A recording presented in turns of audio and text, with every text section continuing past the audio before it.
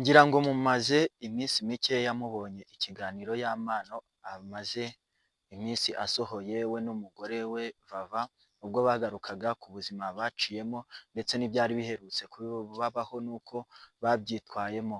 Y'Amano yagiraga ati njyewe mu by'ukuri biriya bintu byanteye turoma, ariko ntabwo yari iri hejuru cyane kuko Vava yarambonye abasha kuwufata, arafasha cyane, afasha kwiyakira.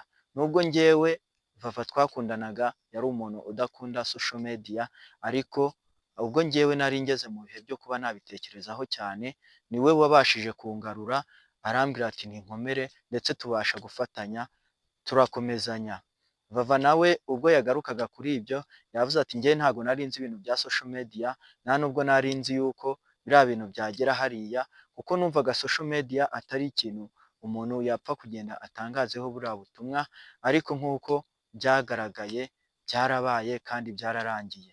Ikintu basorejeho bavuze yuko ku bantu bakunda couple yabo, ku bantu babakunda bababarira kuko biriya bintu nta muntu bitabaho, kandi baravuga ngo tujye dukoresha izi social media neza, kuko haba ahantu heza ho gutangaza ibiturimo kandi tugatangaza ubutumwa bwiza ku bantu baba badukurikira. Dushyireho ibintu byangiza sosiyete nyarwanda, ahubwo dushyireho ibintu biguma kubaka sosiyete nyarwanda.